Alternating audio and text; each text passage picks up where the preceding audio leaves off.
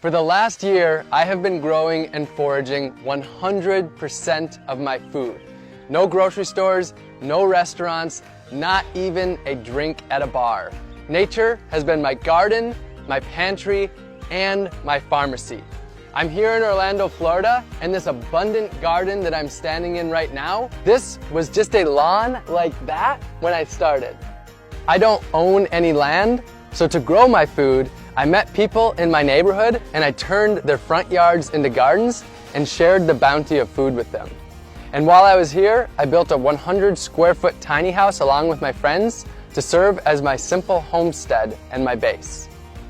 In my gardens, I grew over 100 different foods, dozens of different greens packed with nutrients, sweet potatoes, yam, and yucca for my caloric needs, delicious fruits like papayas and bananas, pumpkins, carrots, beans, and beets, so many vegetables, and herbs and peppers to flavor all of my meals.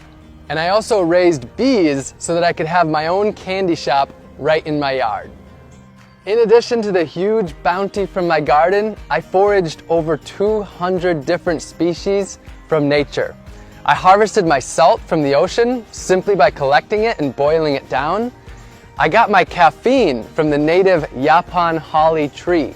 Not only was I my own grocery store, I was also my own pharmacist. I grew fresh turmeric and ginger right in my gardens.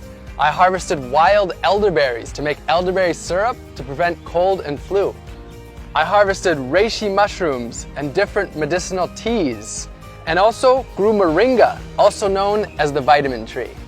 I cooked up dozens of different healthy meals, fermented veggies to make sauerkraut, and made delicious beverages like honey wine and ginger beer. I whipped up delicious desserts and ate the healthiest of my entire life. And I even grew my own toilet paper. This project wasn't just about growing and foraging all of my own food though. It was about empowering others to grow their own food, to take back power from big ag, and ultimately to take back their health and grow their communities. So during this time, I started a few community initiatives.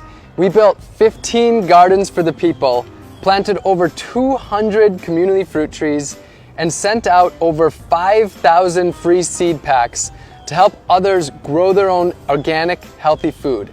And I taught dozens of free gardening classes in my gardens to the people in my community. I've been exploring food for close to a decade, and I believe that our globalized, industrialized food system is broken. This was my quest to see if I could step away from big ag and grow and forage every single bite of my food. I'll be honest though, I do have an agenda. I want you to question your food. Where did it come from? How was it grown? How did it get to you? And what was the impact that it had on the earth, other species, and the humans that grow that food? And if you don't like the answers that you find, I want to empower you to change them. The good news though is that you don't have to grow and forage all of your food. The solutions are there in your community. You can grow a little bit of your own food, maybe an herb garden on your windowsill, or some pots of tomatoes and basil on your balcony, or a raised bed in your front yard. And if you don't have any space at all, you can join a community garden. You can source your food locally and purchase from local farmers and gardeners. The farmers market is a great place to start.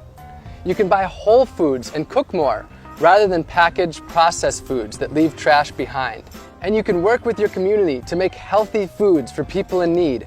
Grow a garden for your elderly neighbor, or start a grassroots organization to harvest the fruit trees in your community to distribute it to others. And this doesn't need to be a lonely journey. For most of us, food is at the center of our lives, and we can do this together in our communities. My year is over, but my journey of food has just begun.